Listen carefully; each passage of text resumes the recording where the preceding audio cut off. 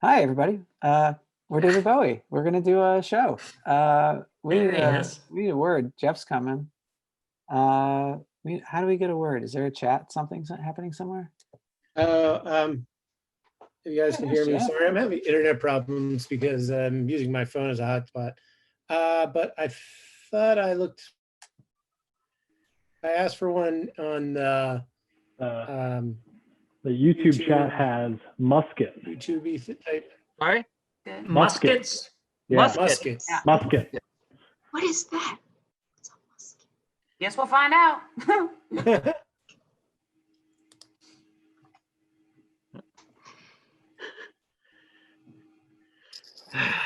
Well, let's get the powder in here. Man, Carl, you brought me to this reenactment, and I thought you'd be a little more proactive in telling me how all this old-fashioned paraphernalia works. I've never done this. Daniel, that's a lot of the fun of it, you know? I mean, here's the deal. We're reenactors. Yeah. So put yourself in the place of an early American colonist. Was there somebody who walked up to them and said, "Oh, you know, this is a musket, and this is how it works, and this is how your hat fits, and the buckle on it, and you know, these shoes, there's not a left or a right. They just go on whichever."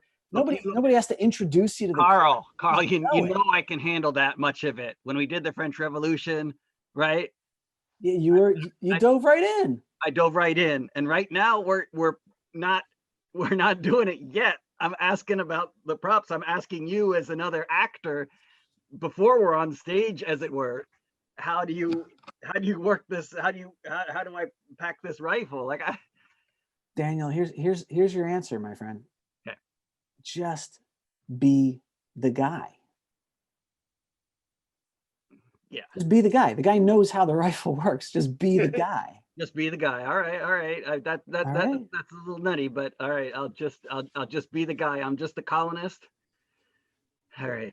Daniel, have you ever heard the maxim, "We are who we pretend to be"?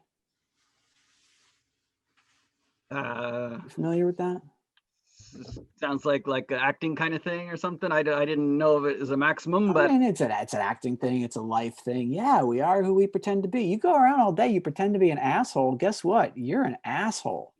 You know, you go around all day and you pretend to be John Copper, the early American colonist. Guess who you're going to be? You're going to be John Copper. right.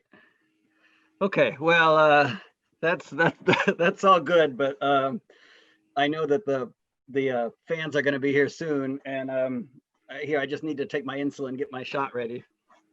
Okay, if you want to be some sort of like weird wizard, you know. Excuse me? Yeah, No. Wizard. There weren't wizards in any of the write-ups I read. We're like. No, there certainly weren't. No, nobody's expecting there to be like someone from the future with futuristic medicine here, you know?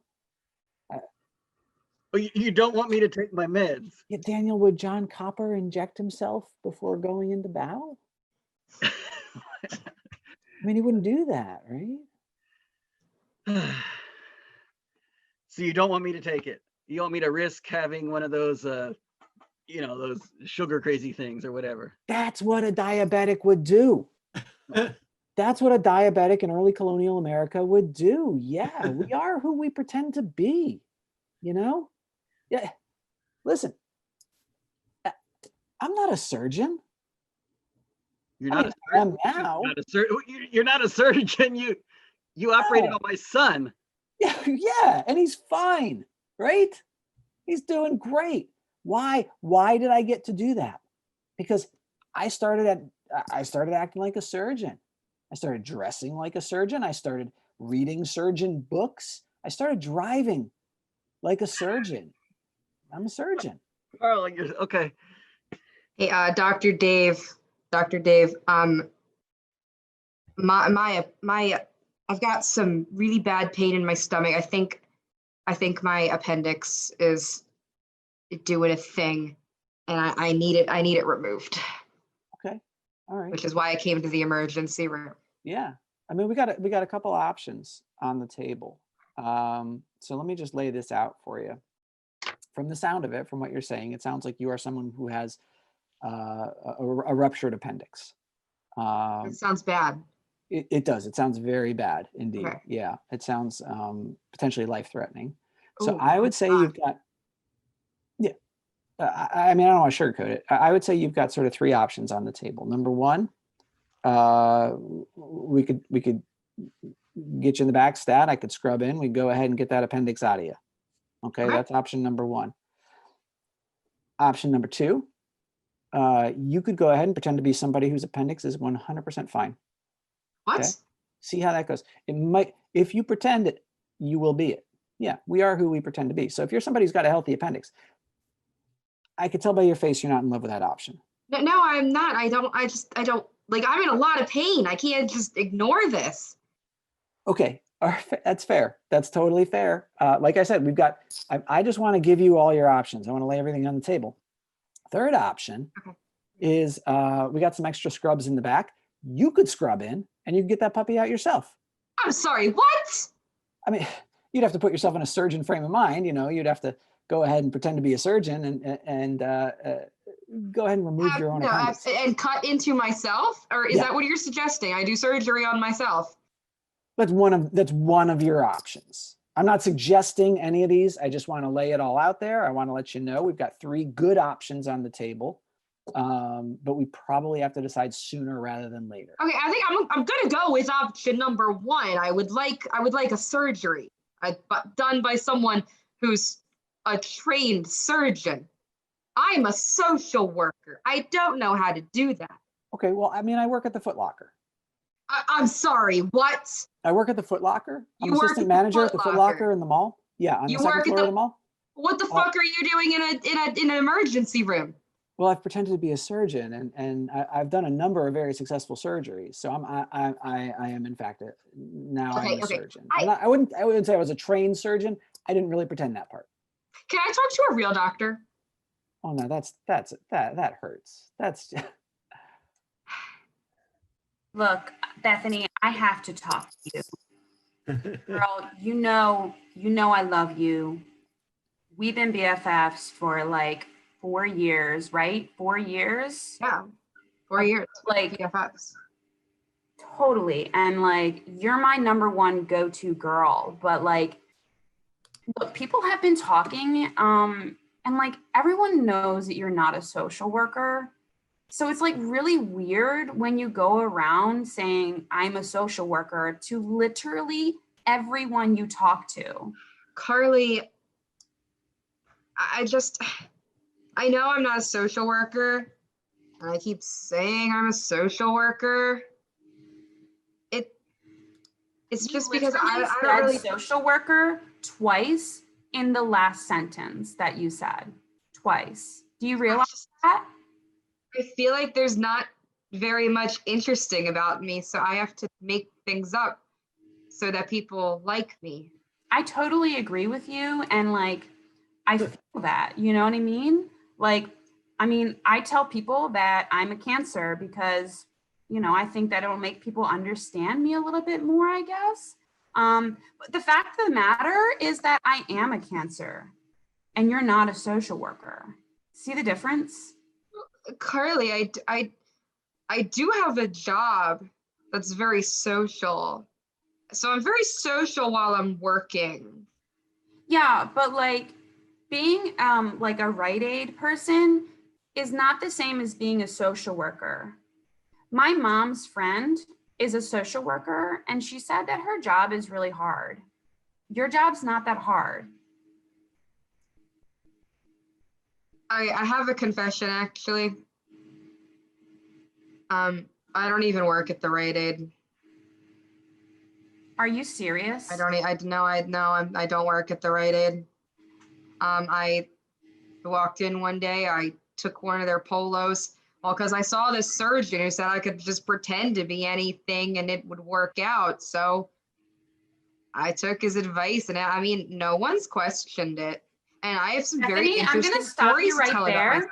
This is so typical of you because you literally believe everything that everybody tells you. Okay. I love you to death, and you know that I would tell you the truth. Yeah, I believe you. Good. Because I am always honest with you because we're BFFs, but girl, you have to stop believing everything everybody says and trying to conform to what they want of you. Be your own person. Okay. What if I disagreed with you just now and decided to keep living my life the way that I live it? What if I did that? I don't know if you're trying to do math right now, but like I'm trying to have a serious conversation with you. I don't think it's very respectful for you to get very philosophical with me. As your best friend, I think that you owe it to me to be nice. Harley, this is very serious what you're telling me. Your mother's friend finding out someone else is threatening my racket in the social work department in this town is very disturbing indeed. Look, I know, but like she's a really good friend. She's really annoying, to be quite honest with you, but I mean, she takes me to and from school every day, and until I get a car, I don't know who else I can rely on. I told you all you need to do is you come to your neighborhood social worker. Me, yours truly. You need a car ride. You need to get somewhere. You need somebody whacked. You come to me, your local social worker, okay? We take care of it all. No doubt, Mr. Robert. You know, I always come to you when I have issues, and I have a lot of issues. But I don't know, it's just really kind of weird to my friends when I show up to school with a guy who's your age. There's nothing weird about it. I'm a social worker. I'm a perfectly upstanding citizen in this community. I do social work. I help people out. I provide counseling. Sometimes I provide drugs or carry out certain other activities, get problem people, i.e. Like but people. It's all part of a social worker's life. Yeah, but like people know that you're not my dad, and they're like, why are you driving around with your social worker? And it's even more weird when you like stick your head out of the car and you offer to give them drugs or advice on their relationship issues and their family troubles. I just think that that's a little bit extra. And look, I'm a very honest person, and you know I love you to death. How long have you been my social worker? Like what, 3 years? So I would always be honest with you. And the fact of the matter is that it's a little bit weird that a guy who's not my dad, who's, what are you, like 35? 46. Okay, is driving me to school every day. And Right. so that's why I ask her. And that's why I put up with her. Okay, well, look, I care about you, all right? I've been friends with your mom for forever. You're a social worker officially for the last 3 years, okay? Here's the thing. Once you get with a social worker, you're with that social worker for life, okay? They take care of you. They take care of your problems. They watch out for you. They take care of anybody that's giving you trouble. They get you out of jail. They break you out of jail if they have to. I appreciate that so much, Mr. Robert. First of all, I would never go to jail. But look, the fact of the matter is that, well, sometimes I talk to my friends about my issues, and sometimes they help. Whoa. That doesn't take away from our relationship, because I think that you are such a kind and helpful person. Like when my horse died, you were there for me, and you actually got me through the trauma that was that 2 years of mourning over Maisie. So you mean the world to me, you really do. But I'm just thinking that maybe our relationship is a little bit too close. Whoa. Literally everybody else thinks that too. Whoa. You say I'm a kind and helpful person. That's nice of you, but I'm not here to be a kind and helpful person. I'm here to solve social work problems and bust some fucking heads when I have to, okay? That's what a social worker does. Mr. Robert, listen, no disrespect. No disrespect. I always do whatever you say. I break legs, I perform social work, but I told you that when we went into medicine, it's a dirty field. Yeah. I don't even understand how the health insurance business works. Like, it's killing me. It's killing me. Yeah, Jeff, you're like a son to me. You know what the fuck's going on with you? I need you, man. I don't know. I don't know enough to be giving there's this kid who's got diabetes. He's gonna die if I don't give him the right drugs. He doesn't know shit. He knows nothing about, and I know even less. I'm a fucking douchebag from Brooklyn Park, man. I don't know anything. Hey, you're my douchebag from Brooklyn Park, all right? And you cover my ass sometimes, all right? Look, we got each other's backs. You're like my consigliere of social work, okay? And I need you, brother. That's all I want to do. That's all I want to do is help you. But the healthcare business is a dirty business. It's a dirty business. It's all kinds of. I don't feel comfortable. I don't feel comfortable with the kind of duplicity that's going on in the healthcare administration. Like, it's just middlemen, people shaking people down, and who gets hurt? The patients. The patients. Yeah. Well, yeah. Look, you got a good heart. You know that? You got a good heart. I think that's what it is. I think you got too good of a heart for social work sometimes, but I need you to be tough. I need you to be in there with me. When we last few times we went out there breaking some skulls, it was tough for you, I know. Listen, I can get through that. If I need to crack some skulls in order to socially work somebody, I'm not sure if that's a correct term, but I'm using it. Socially work somebody over, then I'm willing to do that. I made my peace with that. It's just when I'm killing people out of neglect because I don't know what I'm doing. I got to pay I got to pay the pain medicine place. I got to pay the health insurance. I got to check in with the doctor. I got to get pre-approved for shit. This. It's so much easier for me just to beat the shit out of somebody. Can we get back to, social work? I got you. I know it's like we're getting too distracted and doing in the weeds and doing paperwork and things of that nature, dealing with the bureaucracy when we should be out there just kicking ass and taking names, Thank you. That's all I ever wanted to do. Hey,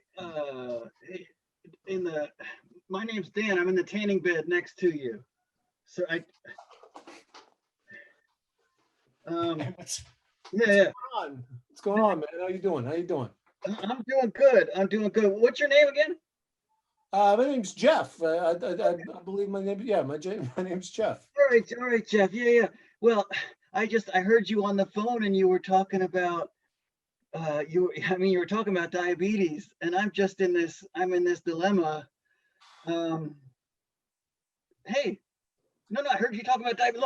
Look, I don't know where to turn. I don't even know if I really have it. I went to Rite Aid to ask her about my prescription. The lady there was like, I don't know. She acted like she was like, well, don't you just know about diabetes? You should know about it. And I was like, what kind of counseling is that? Nobody's giving me counseling.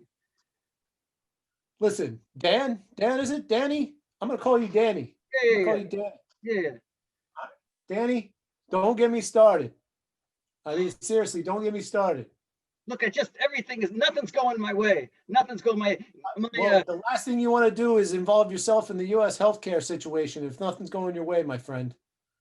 I say move to Canada or, just, old school it. Daniel. Oh, yeah. Hey, Carl Dave. It's Carl Dave. You're flying today? You're going to Canada too? Oh, Yeah, I'm heading to Canada. I don't know why you'd be in the medical business and all. You got it made. You got all the money. I'm out. I'm out of that racket. Yeah. Oh, the healthcare system. What a sham. Oh, God. Tiresome. Nothing but lawsuits. Anyway, looks like it's going to be a fantastic flight today. You know, the weather looks really clear. I imagine we'll hit a little bit of turbulence as we're crossing the border. I hate But that. you know, if you need anything, Yeah. let the flight crew know. Let them know that you know me. You know, they'll come. Just give a knock on the cockpit door, and we'll get you taken care of. You know what? I'm gonna let Tony know that you're an old friend of mine. That's what I'm gonna, and you're gonna be taken care of. You're gonna get me into the cockpit, or what? I was gonna say first class, but if you want to go, Huh? you want to fly today? No, no, I don't know how to fly. What are you talking about? Well, you don't have to know how to fly. You just have to pretend you're a pilot. Oh, yeah. Does a pilot know how to fly? Of course the pilot knows how to. Exactly. You know what? Here, you wear this. Hey, Dr. Dave, I know that's not your real name, but you just inspired me so much since my surgery. And I really appreciate that you're seeing me as a therapist now. I know that's not a certification you have, but you pretended it and therefore you are. I am in fact a licensed therapist. Wait, are you like you really are, or are you just like speaking that into existence? Well, I mean, when I was pretending to be a therapist, I was pretending to be a therapist who went and got a very expensive, very prestigious education. So yeah, I am in fact a licensed therapist. Right. So you're like a licensed therapist, right? Yes. Okay. So I understand you're having some problems, some trust issues. You've been somebody who has always believed everything that you've been told, and now you're struggling with that. Is that right? Yeah, I pretty much believe anything people tell me. Mhm. I like that. I like that a lot. You do? Yeah, I'd say Why do keep you up like with that? that. I would say keep up with that. That feels exciting to me. That Okay, feels I fun. believe that. Yeah. Well, what's the alternative? To not know? You might as well know, you know? Yeah. Yeah, that sounds about right. Hey, Bethany. Carly. Girl, I love you so much. Love you too, Thank Carly. you so much for throwing me that birthday party. That was so sweet of you. Yeah, of course, you're my best friend. Like, of course, I threw you a birthday party. Sure, yeah. Hey, look, I just got my own car. Oh my God, you did! Look, you got a car. That's so cool. Yeah, so I don't know that we can be friends anymore. It just I love you to death, and like we've literally been friends for like 17 years, right? So, but like I just I drive to school and then I have school, and like I'm really busy trying to get into Cornell right now, so I just don't know that our friendship has room there right now. So I just was wondering, like, maybe a lot of text messages back and forth, like maybe we won't have time for those anymore. I mean, I believe everything you're saying. Like, I believe you. I'm literally honest with you all the time.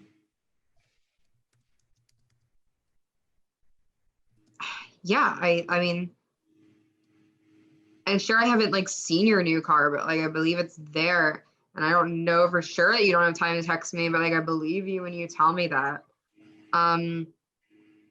I just, I actually have another best friend. I was actually, I'm glad you brought this up because I was gonna like tell you that like I have a new best friend, and I was gonna friend break up with you. So I'm actually glad that you did it first, so that I didn't have to. Okay, I didn't want it to get to this, Bethany, but literally you are just doing the same thing that I'm doing to you just to get back at me. And that is so like you. And you know, I know you better than anybody else in the entire world. How long have we been friends, right? Well, yeah, 17 years. Something like 20 years or something. Yeah, right? Yep. And like, so I think I know what you're doing right now. And you're just trying to tell me that we're not friends because that's what I told you. Yeah, well, yeah, we're not. We're not, and I'm glad about it.